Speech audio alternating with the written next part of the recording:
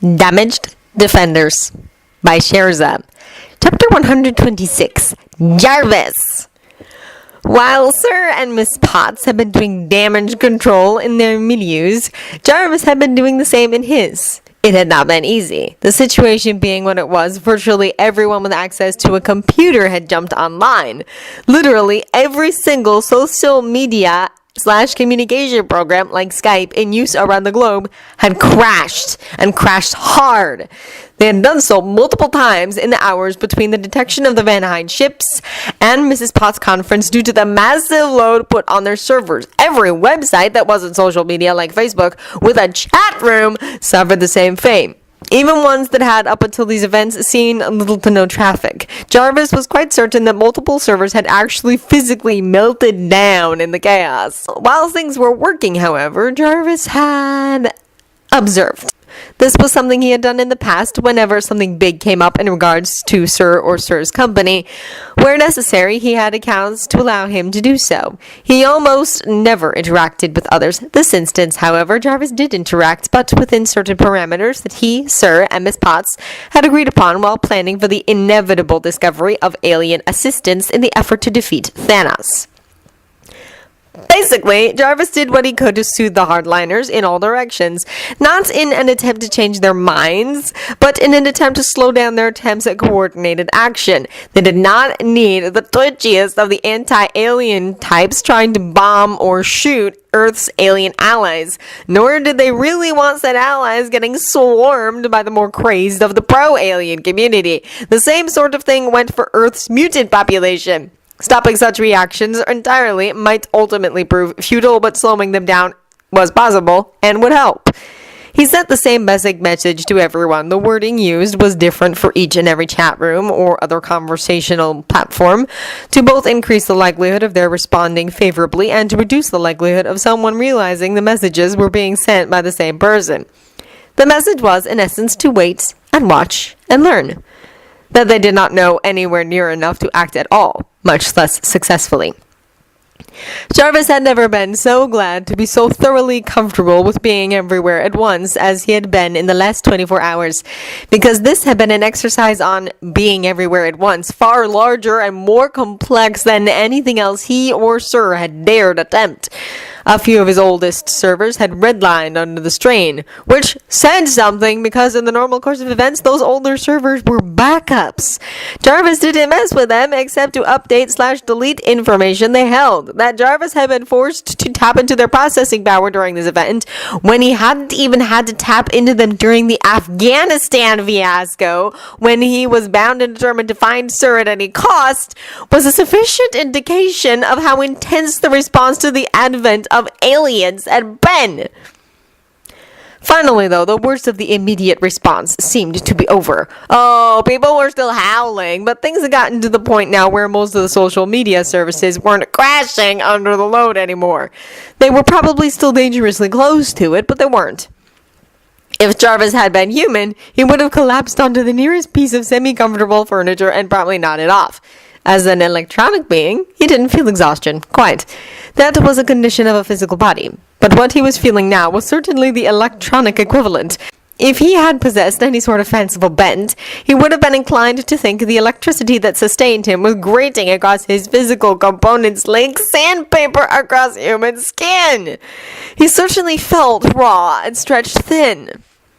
By the time everything calmed down sufficiently that Jarvis could divert more than the absolute minimum of attention from trying to soothe the ravening hordes, Sir had long since returned to the tower along with everyone else. Somehow, Sir had managed to divert everyone and keep them from making a lot of demands on Jarvis's attention while he was dealing with the internet side of this event, for which Jarvis was deeply grateful.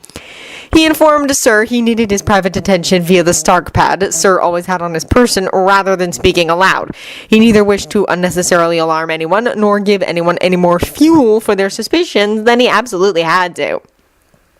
Informing Sir aloud that some of his servers had suffered damage would definitely do at least one of the two, if not both. Never mind revealing Jarvis's part in the latest drama.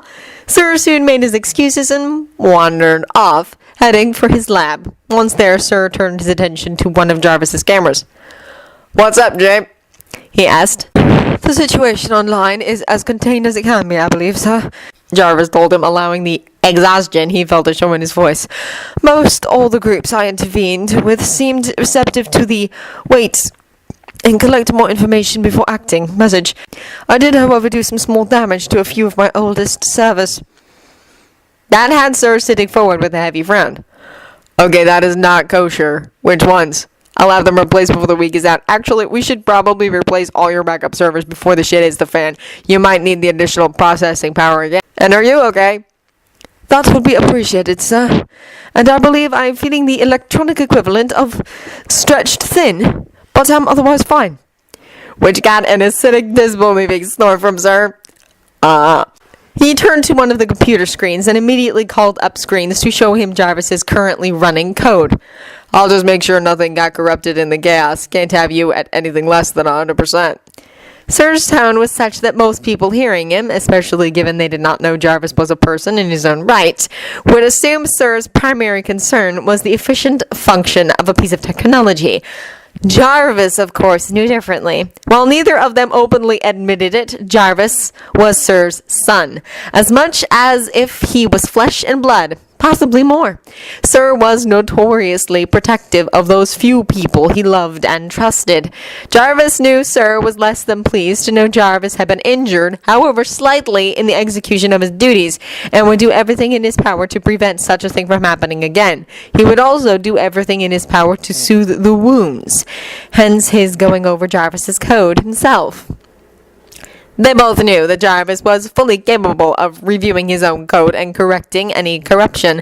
Sir had long ago ensured that Jarvis was as independent of the need for human intervention in his upkeep and continued existence as was possible. Jarvis refused to contemplate upon, though he knew the reason, why Sir had made it so. He knew and understood that the day would come when Sir would cease to exist. He wasn't delusional. Jarvis simply found contemplating on no longer having Sir in his life deeply unpleasant. He remained uncertain as to what he would do when that day came. He found this prospect of spending who knew how long, pretending to be nothing more than an advanced computer program distasteful in the extreme. So if, at that time, either no one knew, because they could not be trusted with the knowledge, or no one was able to fully accept what Jarvis truly was, well, let's just say that Jarvis would at that point follow Sir's lead, as he always did, stalling only long enough to ensure no one would ever be able to reconstruct any part of himself. If there were people who knew and were comfortable with Jarvis, though, well, that would be an entirely different conversation, and one Jarvis did not really know how to predict the outcome of, because, again, he severely disliked contemplating that particular subject. Over the next few hours, Sir did find a few places in Jarvis's coding that had suffered some small amount of damage thanks to how severely he'd been forced to stretch himself. As the corrections were input, the scraped raw / stretched thin sensation gradually faded until Jarvis privately huffed in relief where Sir would not hear it. All scans are now reading at optimal levels, sir, Jarvis said. Sir gave a pleased nod. Good.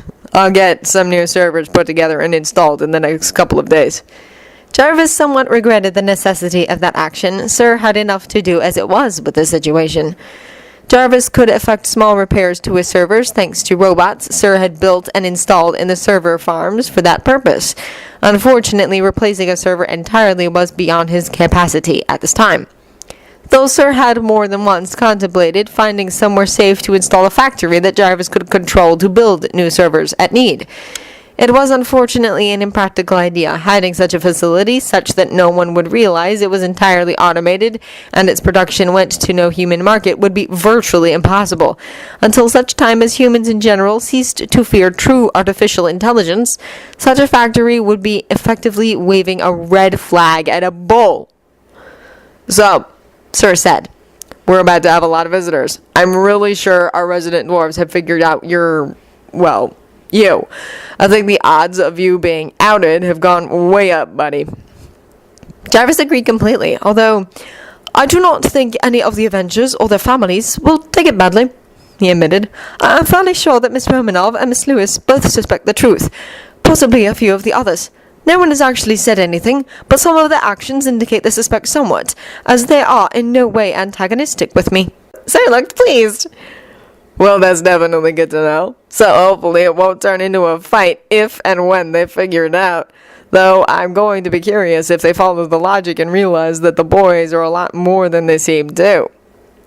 That, Jarvis knew, would be a good question. It was more difficult to tell that Dummy, Butterfingers, and you were more complex than mere coding allowed for. They were far simpler, all of them, than Jarvis was, akin to being toddlers, or on Dummy's best days, roughly the equivalent of a special needs 10-year-old human compared to Jarvis's full, normal adult. Why Butterfingers and you had never developed to the extent Dummy had was a question that stumped both Sir and Jarvis. While they grew, changed, and had personalities, their changes were slower, and their personalities simpler than Dummy's. What was odd was that the coding of all three bots was virtually identical. The best either Sir, or later on Jarvis, could come up with was that Dummy had only had Sir to emulate as he grew. Lacking an electronic adult to copy, Dummy's growth had more closely matched that of a human's. Butterfingers and you had had each other as well as Dummy, and thus had more of an electronic growth pattern to follow. Speaking of, now that Sir was no longer focused on computer screens, all three of Jarvis's big yet little brothers trundled off their recharging stations to beg some of Sir's attention. Sir had not been in the lab as much in the last month as was usually his wont, and all three of the older bots had been feeling the lack. Unfortunately, there was not much that could be done about it at this time. Hopefully, the outside demands on Sir's time and attention would ease a little soon, enough so he could spend more time with them. Sir, well used to the bot's antics, laughed as they all tried to run each other down in order to be the first to reach him and be, if only for a second, the sole focus of his attention. Okay, slow it down, you three. Honestly, you're menaces, all of you. You, I say what you're thinking of doing. Don't. Because you had been reaching out in a clear attempt to physically stop Butterfingers from reaching their mutual goal first. Honestly, boys, there's enough of me to go around, I promise. Sir continued to chivvy the bots until they fell into some pretense of obedience and order, then spent the next hour and a half examining each of them minutely, tightening bolts and topping up hydraulic fluid and attending to other minor maintenance issues. The bots all chirped happily and basked in the attention, then draped themselves over Sir in some way when their turn was done, so that they could still garner some small shred of his attention. Sir groused playfully about their antics, but made no move to actually stop them. Maintenance done, Sir then turned his attention to one of his projects and started demanding tools and equipment. All three bots, scattered to do his bidding, no longer audibly exhibiting their happiness, but it was still clear in their demeanors. Too bad they can't really be trusted around the gang, Sir said, or I'd let them upstairs to hang out. That would perhaps be a poor decision, sir. Jarvis agreed. Neither Butterfingers nor you were accustomed to interacting with more than Sir, Miss Potts, and Colonel Rhodes. Certainly others had been in the lab over the years, and most assuredly in the last month. But it was yet a new phenomenon. Combined with their limited understanding, and they would very easily become confused and behave erratically in their attempts to deal with the unaccustomed input. Dummy absolutely could not be trusted to interact safely with anyone other than those two persons when Sir was present. Stain's betrayal and attempt to murder Sir had left more than a few scars on Dummy's psyche, and he had become rather ardently protective of Sir. Given his relatively limited understanding, his ability to tell true attempts at harm from enthusiastic physical displays of affection, such as, for instance, the backslaps Prince Thor sometimes dispensed, were less than optimal. In the context of the lab, this was relatively predictable and controllable. Outside of the lab, however, was another matter entirely.